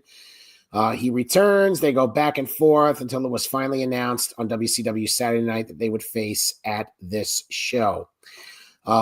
This is also, I should point out, one of the only 2 matches that actually had a video preview for it. Yes. The other being the main event. That is correct. Yeah. And it's funny, like, I'm glad you brought that up because they didn't show what happened at Starrcade between the Nasty Boys and Harlem Heat. I think they showed some highlights of Kevin Sullivan. No, actually they didn't. And that feud had gone on for a while. I mean, as bad as it was, it did go on for a while. I mean, again, we're watching the show. I watched it at the time after watching the TV, but again, that's 30 years ago. A lot's happened to me in the last 30 years. Watching it as a standalone show, it's like, oh, they don't really. And I guess it's different because it's sort of like, maybe the assumption is, you paid I think it was $20 back then or 15, I can't remember. You've paid your money. It doesn't really matter. But to me, I feel like you want to build into anticipation while you have people there. You could have, instead of doing, I mean, they had they've had a lot of these inset promos. Most of the promos that they did were pretty bad. It would have been better off showing video packages. Correct. Well, and that's, we're watching this through today's lens. So, we see today the benefits of, even if, you hope that people watch the TV, you're catching people up on the matches. You're catching people. I mean, there is an audience out there that just watches the pay-per-views. So, and I'll give WWE credit. I mean, sometimes they club you over the head with it, but they do show a pretty detailed package on each of the matches on the pay-per-view and even in the pre-show. I mean, they do a good job with it, whether you like it or not. And AEW is starting to get there. They're showing, what led to different matches on the pay-per-views. And even if the matches are shit, at least what got you there. So, okay. You got to sell people. And also you might see something that makes you get into someone regardless of the result of the match, potentially. Right. Or even if someone wins, like you see, another match went kind of funky, but you see something you learn about Alex Wright, he wins, maybe you're a bigger fan of his. Or, again, you see the Nasty Boys on this journey. You got caught up kind of what happened before, and now you're like, the next step, maybe you'll be into the next match when they wrestle Harlem Heat again. Especially amazing knowing that you're doing monthly pay-per-views now. But hey, they eventually do catch up. So the big thing here is Colonel Robert Parker had spent $75,000 to get the Blacktop Bully out of jail, so he wanted the money taken out of his hide. Big story before the match. Commissioner Nick Bockwinkel tells Robert Parker that Meng cannot be at ringside as a result of his attack on Jim Duggan earlier in the show. So I like that they tied that in. This was my highlight of the show. Yes. Because I watched so many wrestling shows. You even watched on House of Glory where this one wrestler threatened another wrestler, his manager, into having a match, an I Quit match, where if the babyface wrestler won, he would get 5 minutes with the heel referee. And the commissioner's the commentator. And he's like, I guess it's official. And I'm like, well, you're the commissioner. So yeah, someone else can just make matches. Like, well, I'll book myself to be in the world title match. I like the fact that in the last time Colonel Parker and Ming were out there, Ming attacked Jim Duggan, and Nick Bockwinkel said, you know what? I saw that an hour ago. We're not going down that road again. And immediately took action. I'm like, that was my personal highlight of the show. Accountability. Frederick here in the chat. So he because we didn't have WCW Saturday Night in Canada, his previous comment, I like the video preview. So yeah, I mean, back in the day, there were some people that might not have gotten the programming. So it's good to catch. Because then if you watch the pay-per-views, you're like, oh, you know what? I'll watch the pay-per-views. Even though I don't watch the television, I'll be caught up on what led to these matches. I know my buddy Justin, who's done my show with me, he doesn't really watch the television on a weekly basis. He'll watch highlights, he'll watch YouTube stuff, but he's like, I'd rather watch the pay-per-views, and I know I'm going to get caught up with video packages. So I'm not going to sit there and watch Raw for 3 hours and SmackDown for 3 hours every week when I can catch everything in highlights. So to each his own, as they say. All right. This match, you want to talk about the referee, the second referee not coming down. A little over 16 minutes. Blacktop Bully wins it. My note on this, for those that know, the WrestleMania 5 finish between Ravishing Rick Rude and the Ultimate Warrior for the Intercontinental Championship. Only freaking Robert Parker gets there too late. You can see like Dustin's trying to suplex Bully, and then Dustin just like falls down on his own. He's like, ah, shit, where's Parker? And then Parker finally gets over and holds the leg. And Parker he was also late on, I think Randy Anderson was the referee on this one. He was also late on putting when Dustin hit the Bulldog on Blacktop Bully. I should mention Blacktop Bully's gimmick is he is a trucker who's been in prison. Yes. And now he's wrestling. That is his gimmick. Hence why he's a Blacktop Bully. When he put his foot on the rope, it was like so late that when the referee's making the count, I think it was Randy Anderson, he's looking at him with his hand on Bully's leg on the rope. So I'm like, it's very obvious that he did that. Why are we pretending that you did not see this? Yeah. I think he does put his foot on the rope. I missed the delay, but I'll go back and watch that. I totally believe you because if Parker missed this, but it's funny. It's really kind of not the point. And Wade talks about this. I'll give you his rating here. 1.25 stars, another screw job, and more silence in the crowd. Parker was late, pulling on Rhodes' leg, but that finish, well executed, is bad enough, so its lack of execution was unimportant. The match lacked any 90s athleticism and dragged at several points. I mean, one thing about Barry Darsow, I mean, there were just some guys that belong on a tag team. Because they tried him as the Repo Man, and he absolutely sucked. Yeah, he had a lot of good. He was Crusher Khrushchev. He was a Russian with the Russians in the pre-demolition. Now this is like before he went to with Bill Eadie, who was Axe. Right. Yeah, I think one of the things that I don't like about today's wrestling is not the emphasis on tag teams. I love tag teams as a kid. There's some good tag teams out there, not as many as there used to be. But this is an example of, someone who should have been in a tag team. I think he was great. And I think this match, I felt that like it was just kind of needlessly long, and the crowd, unlike the tag team match where the crowd was into it for parts, Yes. so they were into the Nasty Boys. They got up for some of the moves from Harlem Heat. The crowd wasn't really into this. Dustin is kind of, I wouldn't say he's young because he's been in WWE for a while, but he's kind of one of the people that you'd hope would be getting a decent crowd reaction, especially with the placement on the show, being this is a third to last match, but didn't really happen. I don't know if it's because it was against a Blacktop Bully, but it just wasn't. I think that had something to do with it. It just wasn't. It wasn't there. Yeah. It was. They tried. They're trying. It just wasn't there. But you know what though? Look at the show. I mean, you're giving people so much crap. I mean, it gets to a point where you just wonder if people were mentally detached at this point. I mean, I like Dustin. Go ahead. Well, no, I have thoughts on. Yeah, it relates to the next match, but kind of how that match got the best reaction. But we'll. It does. And I think too, I wonder if the fans knew that, okay, Parker's involved, Meng gets thrown out, we're still going to see something. So like when that's already in your mind, you just mentally detach. Yeah, I think so too. I think there were very few people that, and maybe this is another modern thing. How many people came out and were like, the crowd cheered. Macho Man, Sting, to a lesser extent, the Nasty Boys. That's kind of it. Yeah. Or even heavily booed. They kind of seemed apathetic for a lot of the show. And I think that, a lot of people here are not over, or as over they should be to be on a pay-per-view. Yeah. No, it's they're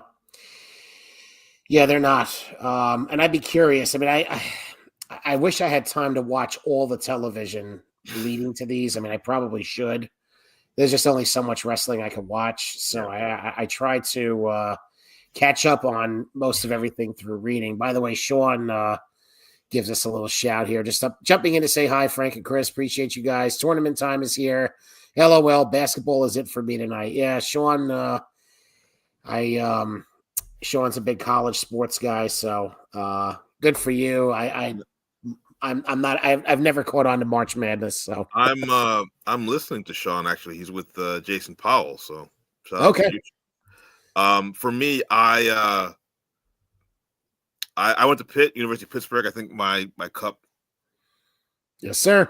There you go, Pitt. There it is. They did not make the tournament this year. They started off really well. They actually won a buzzer beater at Ohio State that I watched with my older daughter. That was cool.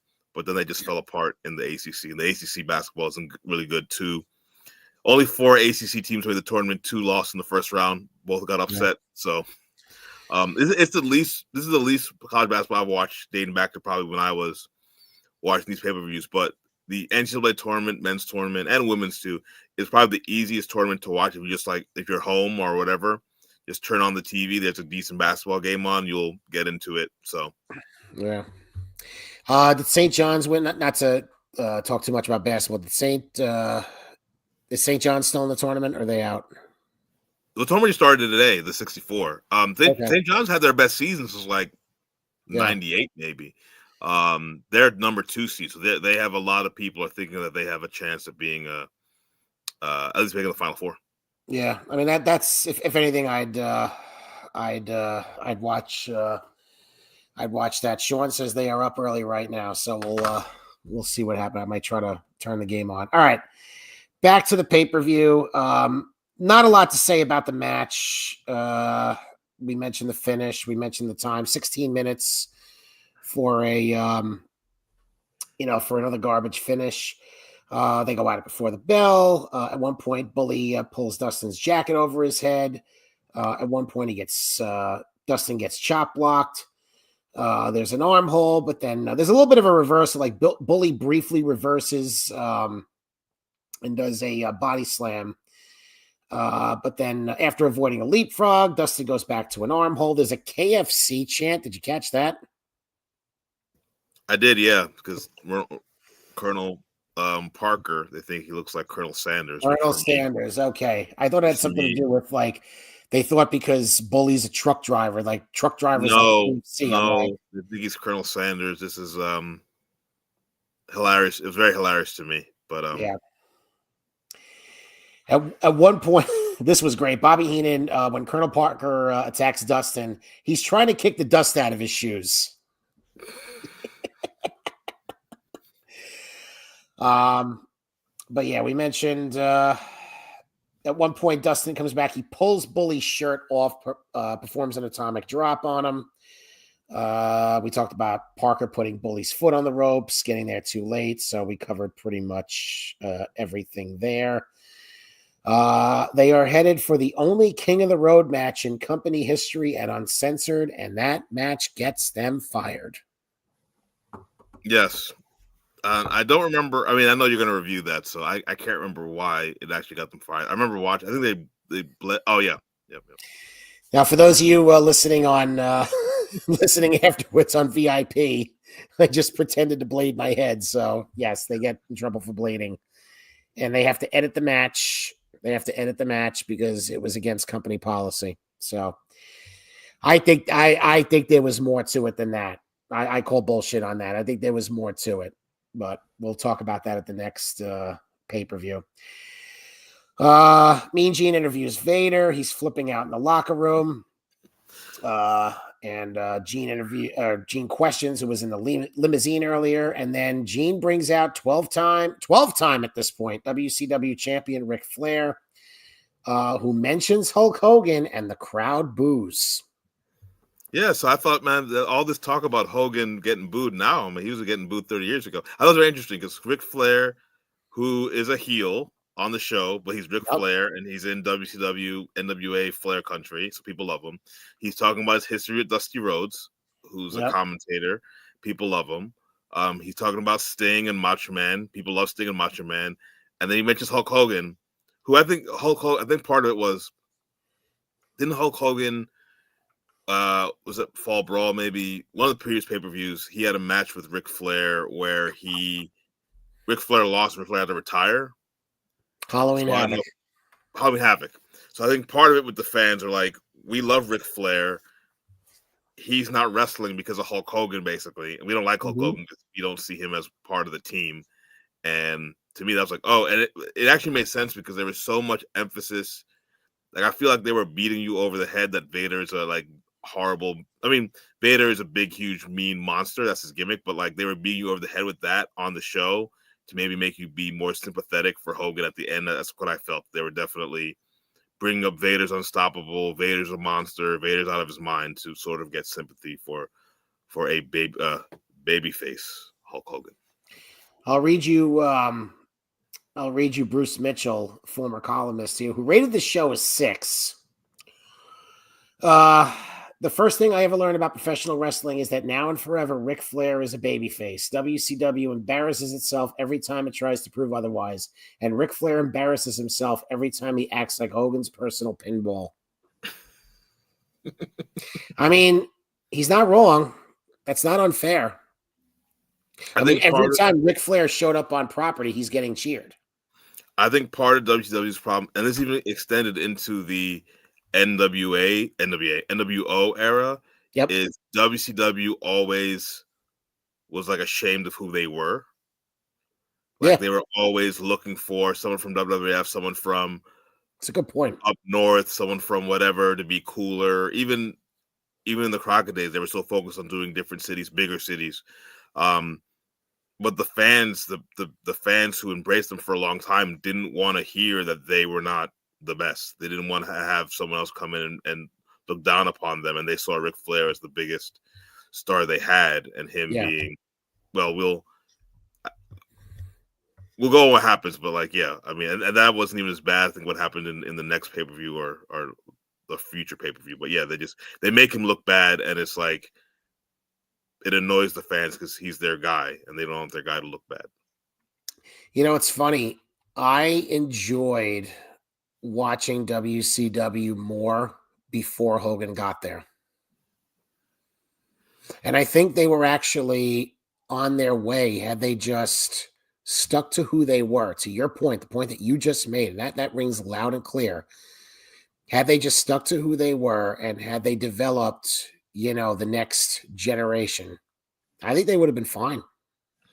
Yeah, I think the problem is the shiny object. It's kind of, in a lot of ways, it's the They same. had to get Hogan to get the name recognition. It's the same problem that AEW has. You go look at an AEW show from when it started, you were thinking it was one of the shows that Justin and I do, Wrestling Coast to Coast. A lot of people that were from independent wrestling.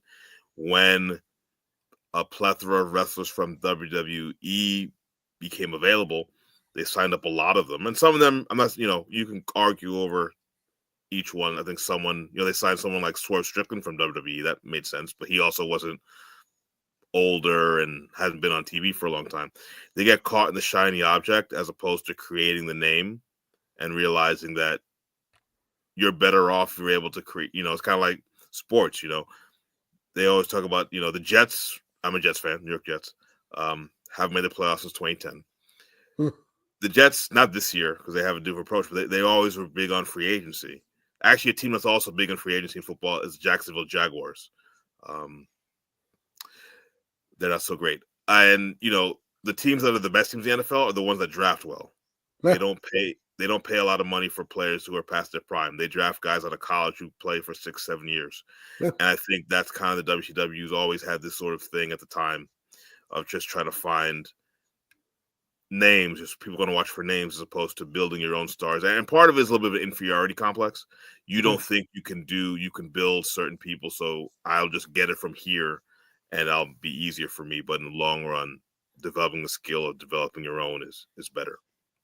And it's funny, like, I'm looking forward more to watching WWF the rest of 95 because, I mean, there's some dire characters. Let's not kid each other. We know there's a lot of dire stuff, but they're trying Diesel. They're Razor Ramon. They're pushing Shawn Michaels. They're using Bret Hart. Like they're trying to find the next group. And they got hit hard. The steroid era. Hogan left. Warrior screwed up. They had to fire him. So they had to really get gutted. They tried to get Lex Luger over. It didn't work.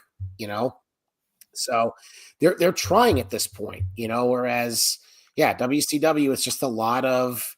I think it's funny you bring up the Jets because my buddy Justin makes that comparison. He actually makes that comparison with AEW, where it's like AEW is like the Jets, always trying to bring in the free agents, always trying to get that instant championship. And, WWE is more like the Giants. We'll suck a lot, but there's going to be some years that we're great because we're going to draft and we're going to try to develop from within as they're doing now, with the Braun Breakers, with the Trick Williams. I know it's your show, but I don't know why I would call WWE the Giants. Well, I probably don't. I was at the last Giants Super Bowl victory. And that's that's 2012. 2012. Yeah. So the Giants before the last few regimes. Let's put it like that. Yeah. I have some choice words to say about the Jerry Reese, Dave Gettleman, and Joe Shane regimes, but another podcast for another day. Okay, I lost my notes. Oh, there we go. All right. Sting and the Macho Man take on Avalanche and Big Bubba Rogers. So this goes a little under 10 and a half minutes. It's the only clean finish on the card. Sting and the Macho Man win it. So Sting clotheslines Avalanche from the top rope to a pin. Earlier, Savage had hit Bubba with an elbow drop, but Bubba wasn't legal. So, okay, a little bit of accountability. The problem is Savage was actually the legal man. So how did Sting get the pin Avalanche? That was the one little screw up. I don't know if you noticed that. I thought Sting was Savage legal man. I thought Sting. I thought Savage was. I rewound it. I mean, I could have missed something, but I thought Savage was the legal guy. I'll take your word for it. I mean, it was sort of one of those things where, again, I watch this and I'm like, am I watching a match from now where like it's a tag team match? They're just in the ring, everyone just doing moves. Yeah. Though this match I think was really smart for two reasons. One, it only went 10 minutes. Yeah. So it was shorter than I think pretty much every match, with the exception of the Sullivan match. And this was, I wrote down in my notes, this was the first match where there are people in it who are actually really over. Yeah. So the main basic, I know Macho Man hadn't been in WCW that long. Sting is, I love Sting as a kid, and you see how over he is with the crowd. And then also people were, they saw Avalanche and Big Bubba, names aside, as heels. And so very basic moves, even trying to body slam Avalanche got a big ovation. Yep. And they were smart. They didn't go 15 minutes. They didn't drag on. They did what they had to do in 10 minutes and got out of there. Yeah. No, that's exactly it. And the crowd is hot to start. And they're really in it throughout the match. A couple of highlights here. Let's see. We get a Macho Man axe handle off the top to Bubba on the outside. Avalanche tags in. He and Macho Man actually slap each other. That gets some oohs and ahs. You mentioned the failed body slam. At one point, Avalanche attempts to splash. Looks like it was the Macho Man. He's like hung up on the ropes. Like, I don't even think I remember John Tenta doing that in WWE or WWF at the time. Sting actually puts the Scorpion, or attempts to put the Scorpion Deathlock on. All four men get dragged into the ring. Stinger does his Stinger splash on both Bubba and Avalanche. Avalanche stops him. And then at one point, I noted this one, Sting inadvertently headbutts Avalanche in the balls after he gets hit by a Bubba punch. And then he hot tags out to Randy Savage, and then we got the finish. Yeah, it was. I mean, it wasn't really thrown together because Sting had worked Avalanche on the previous pay-per-view. I must have missed what happened on TV because this was set up on an episode of WCW. Do you remember why Savage was hot in this tag team match? I don't. I think if you're going to cut that promo with Macho Man, which was hilarious to see, you should explain it. And I also thought, again, thank you. They did the video package for Rhodes Blacktop Bully. They do a video package for the main event. I was surprised that there wasn't one here, especially since these are some of your biggest stars. But yeah, I didn't, I don't even know. I don't even know, does Peacock even have all those Saturday nights and main events? I don't know if they're available, but they do have WCW Saturday night. I don't know if episodes in 95 are available, but I'm going to try to do this real fast. Let's see. Oh, look at that. I already searched for it. WCW Saturday night. They have 3 seasons up. Seasons. I can't stand it. 93. So the answer to your question is no. So I wouldn't be able to catch up on it if I wanted to. So, that's kind of the point, is that, you didn't, I don't understand why Macho Man is hot. Like I don't even think the announcers talked about it. They didn't do a video package. So I really don't understand why, he's aggravated and why he doesn't want to talk. I would like to know that. So, you should always explain, even from the standpoint is back in the day, and still now, people would invite people to their houses for pay-per-views. So maybe I don't watch WCW. I'm coming to your house, Frank, to watch the pay-per-view. Oh, okay. I understand where this match is going. You got to always promote. I think that's something that it happens now more, but clearly not the mindset they had at the time. Correct. I agree. Okay. This goes on to individual matches at Uncensored. Sting gets Avalanche again because they had worked at the previous pay-per-view. And, I'm sorry, Savage gets Avalanche. I apologize. Sting gets Big Bubba at the following pay-per-view. There was a little bit of history with Sting and Big Bubba. Sting had worked against Vader when he was the Guardian Angel at Fall Brawl, where they did the triangle match to determine the number one contender for the world title, which ends up being Vader. That's why he has this title match. They do go over the history. They do cut a video package. To your point, we've been talking about that.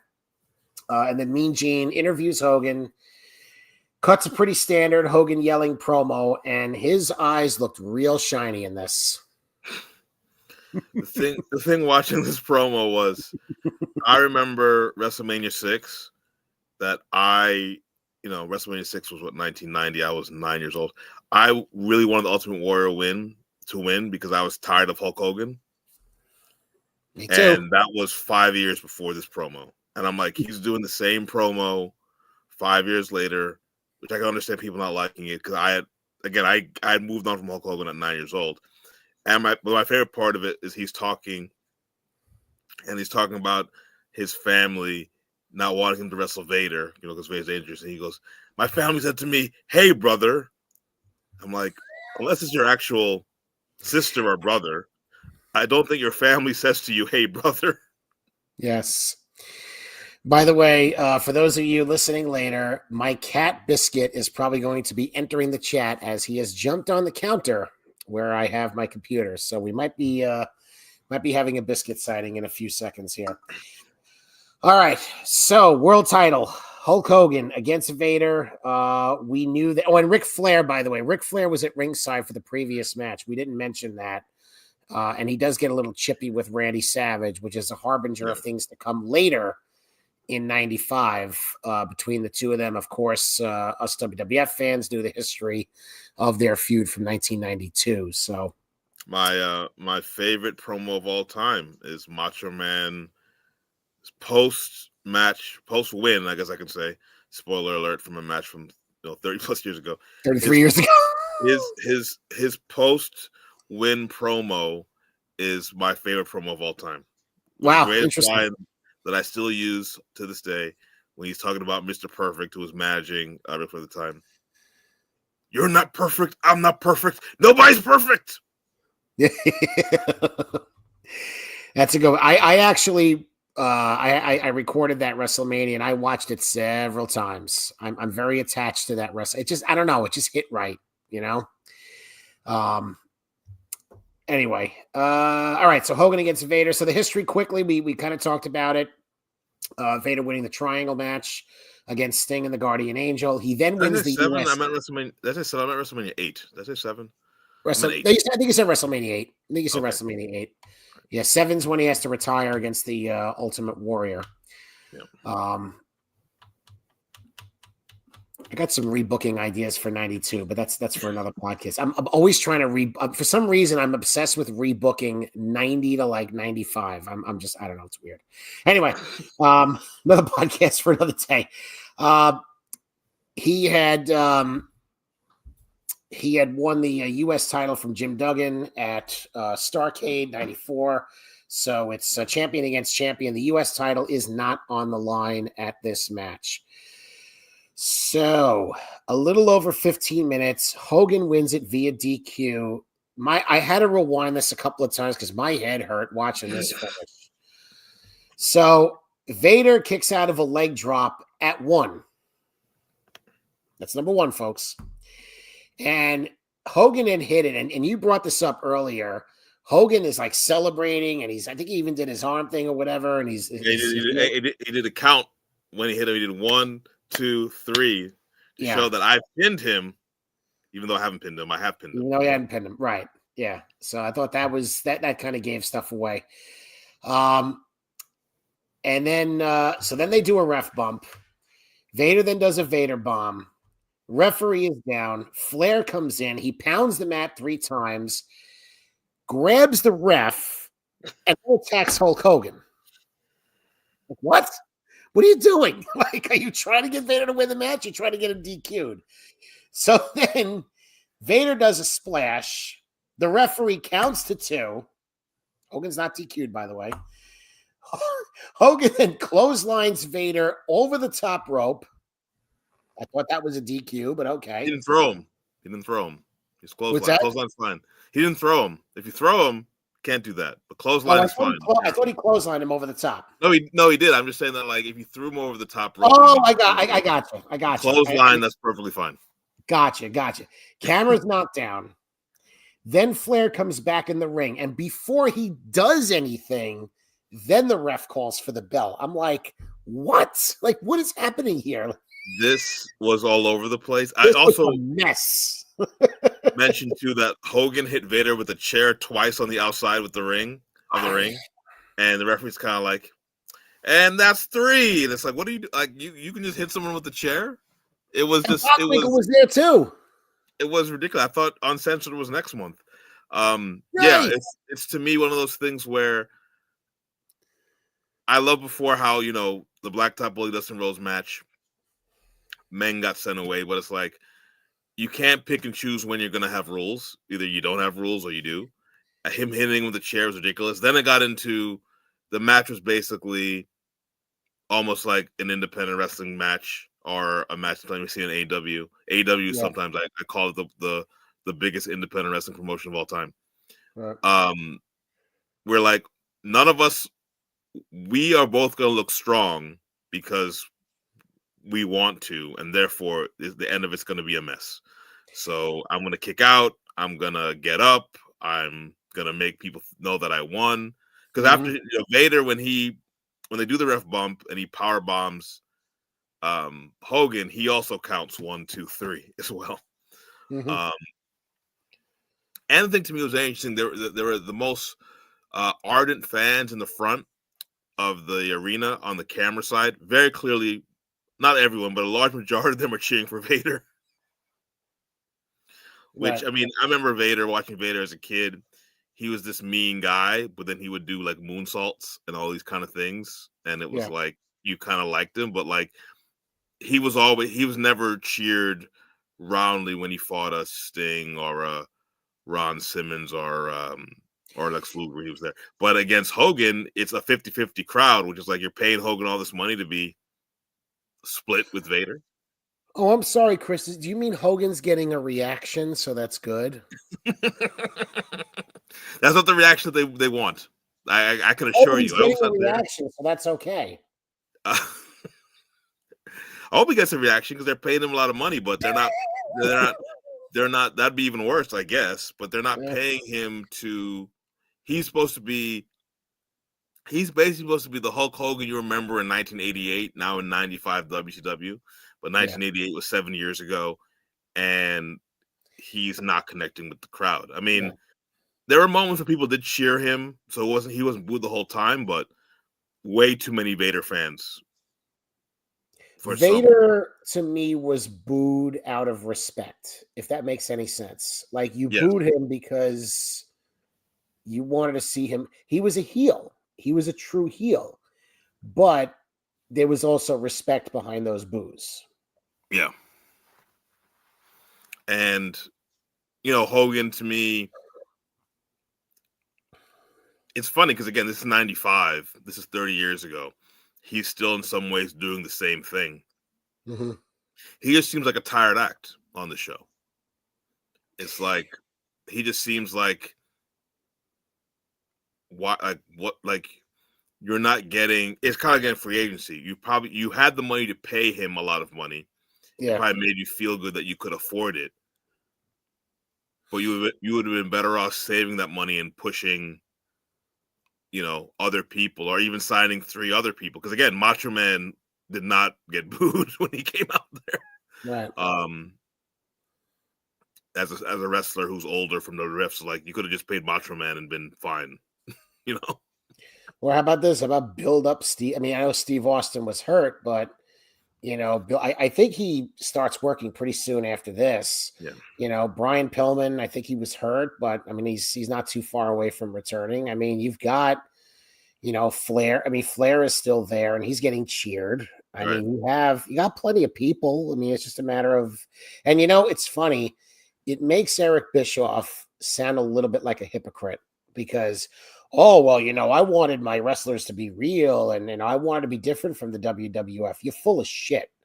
All right. You're full of shit because you brought in the WWF guys and you brought in, I mean, Hulk Hogan's just basically a great gimmick. Let's be honest. I mean, I think with Bischoff is he got there eventually because I think he did that with the NWO, which again is about a year plus from there. It was not his initial plan. Again, Hogan, you know, to Hogan's credit, which I hate saying because I don't like Hulk Hogan, he was a big part of the NWO, and him turning was a big deal at the time. Which again, Sure. to be fair, this kind of leads to that because if he was getting a strong babyface reaction, he probably wouldn't have turned anyway. So Yeah. it kind of, in hindsight, obviously we didn't know this watching at the time. It all leads together, but and putting him and Vader together is a kind of a match that people wouldn't see. My guess is probably why there was a high buy rate because people were like, "Oh, I wonder how that's going to go." But they're not. Neither of them are in the business of making the other one look good. So, No, they're not. Then Flair's in there for comic relief. I don't know what he's in there for. It's just, You know what? Hulk Hogan was as good for the wrestling business as he was bad. I mean, look, you can't take away what he did in the 80s. Okay. You can't take away that. You can't take away his impact, the impact of the turn and the NWO, but he's also bad. I mean, his relationship with Eric Bischoff, in my opinion, is what killed WCW, because it caused so many problems behind the scenes. It caused people to leave, people that could have been cornerstones of the company, I mean, let's be honest, he pushes out somebody that becomes arguably the biggest star in wrestling history, or at least the modern wrestling, modern wrestling, in Steve Austin. Okay. And you wonder why Steve Austin never wanted to do business with him. And I don't blame him, and just bringing in his contingent. I mean, just it's a completely different, it looks like a bad version of the WWF. They complain about WCW like 99, 2000. How about 95? yeah, I think this is really, signing Hogan is bad for what you say because you don't just get Hogan. It's here's a football comparison. It's kind of like when they just signed Aaron Rodgers. You're signing someone who was an MVP. They're past their prime, but hey, they have a history, so maybe it'll work out. But you don't just sign them. You have to sign people that make them comfortable. So in the case of the Jets, you have to sign coaches, other players. With Hogan, you have to sign people that he's friends with, who they have to get pushed, and some work out better than others. You don't get the bang for your buck, and I wonder. Again, it's funny because as much as Eric Bischoff now, he's very prominent online talking about current wrestling, and a lot of online fans are not fans of his. But the thing with, I will take to his credit, there's several people who went through WCW who tried to beat Vince McMahon. We can go through Jim Herd, Kip Fry, Bill Watts, before him, Jim Crockett to a lesser extent as his Crockett Promotions. He actually did it for a period of time. And again, they had structural problems why it didn't last, but a lot of other people tried. He did it. And the NW angle was great. The problem with the NW angle is when, Starrcade 97 should have ended. But then Hogan made sure Sting won, but Hogan did it. But even something simple like, I always talk about this because I'm a big fan of Bret Hart. I guess I would say if someone asked me my favorite wrestler, I say that's him of all time. They got handed Bret Hart on a silver platter and they screwed it up. Yeah. Oh, yeah. Oh, yeah. So they made tons of mistakes, but also they got the highs that no one else got. So I can't take away that as well. I've told my uncle this. The NWO, they never knew how to get away from the angle. It was their biggest asset and their biggest liability at the same time, because there was a time to end it and there was a time to move on, and they didn't know how to do it. It became a crutch. Yeah, I always tell the story. 98, date myself. My friend Adam and I wanted to get tickets to see WCW at Nassau Coliseum. It was the day we took the SATs, and we went to Rite Aid on Franklin Avenue in New Hyde Park. Because back then you couldn't buy tickets on your phone. You had to call Ticketmaster or you had to go to Rite Aid. So we went to Rite Aid, and the tickets were sold out before we even got there. 1998? Yeah. I went to that show. Yeah. We could not buy tickets to an hour, maybe 2 hours after the tickets went on sale. And again, this is not the current days of wrestling. This was the first Nitro in Long Island. And it's not the current days of wrestling where you can buy tickets online or on your phone. No. You had to go to a store, and those SATs deprived me of seeing Nitro. And then 2 years later, I'm in college, and we go to a house show in Pittsburgh, and it's just sparse. That's 2000. They were out of business basically, or the one year after. But they had some serious highs. I think the thing with Bischoff, to his credit, the two things that he brought in the luchadors we talked about, that was really good for changing the style of wrestling, and also the Nitro concept was unique at the time because it wasn't what everyone else was doing. Now it's gone too far, but it was innovative. They didn't evolve. Right. They didn't evolve. And that's the whole thing. They started out with the right idea, and they didn't know how to move forward. They didn't know how to build new stars. They didn't know, and I'm not saying that the company could have been built around Rey Mysterio and Chris Jericho and Eddie, but you never know. You didn't give them a chance because the other guys just wouldn't get out of the way, and you're in charge, and you just, and there were other circumstances. And I mean, this could be a whole separate podcast, but it's just unfortunate. It really is. But anyway, that's what do you call it? Oh my God, SuperBrawl. I lost track of the show that we were doing. SuperBrawl 5. February 19th, 1995. Available for those of you subscribed to WWE Network on Peacock. Yes.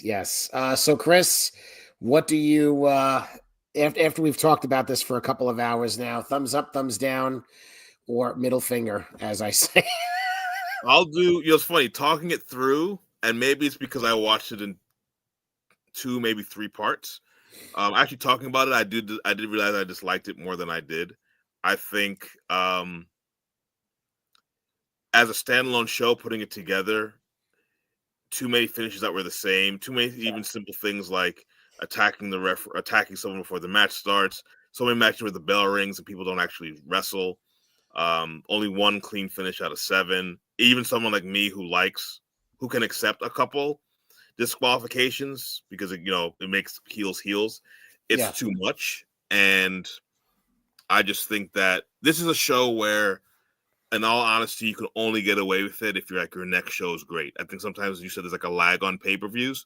If your next show either cleans up a lot of these angles or whatever, but then to what we talked about before, the next show was uncensored, which is like a bad show to follow up this kind of show that has all these disqualifications. But yeah, I would give it there is not even a match I would really recommend to watch except the Paul Romer Alex Wright match, and that's more because of amusement than any other reason. Yeah, that's a shame. There really is. I'll read one quick excerpt. Listen to me. Excerpt from the another quick, just to kind of emphasize the main event. No, that's not it. This is the below the bottom line. Ric Flair almost made a screw job finish entertaining because of his charisma and energy during the main event. I wouldn't even have a major problem with the finish of Hogan versus Vader as it played out had it been preceded by 6 clean finishes. But to have a card full of screw jobs end on a screw job is no different than spitting in the face of their viewers with any self-respect. And clean finishes wouldn't have changed the mediocrity that WCW displayed in the ring during the entire card. A few matches were good. I don't know about that. But most were so ploddingly slow, behind the times, and boring that it's a wonder they have any fans left. Those who remain have lowered their standards to alarmingly low levels. And this is the best line. Who needs Phil Mushnick to kill the business when you have WCW finishes doing it first? Whoa. Wow. And I mean, You know Wade. We've worked with Wade long enough. Wade always tries to be fair. He's objective, and he'll find the positive. When he's trashing a show like this, you know something's wrong. Yeah, and you know, to be honest, in the context, I can see it because, you know, again, one of the things that we always talk about on Wrestling Coast to Coast is, does the show we watch make you want to watch the next show? I mean, there's some independent promotions that we will watch a show and they'll promote a match, and we're like, oh, we got to do that match in 3 weeks, whatever, because they did such a great job promoting it. Yep. This, you can kind of get away with it a little bit with Hogan and Vader just because they're two big stars. The other matches, it's like, I don't understand why anyone would want to watch any of these matches again. How did anyone really even get over on the show? Maybe Alex Wright was supposed to, but that didn't happen.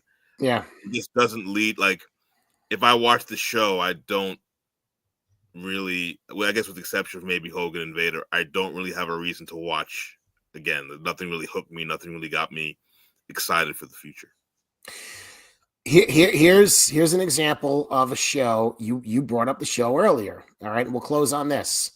WrestleMania 8 closes with a screwy finish, right? Hogan against Sid.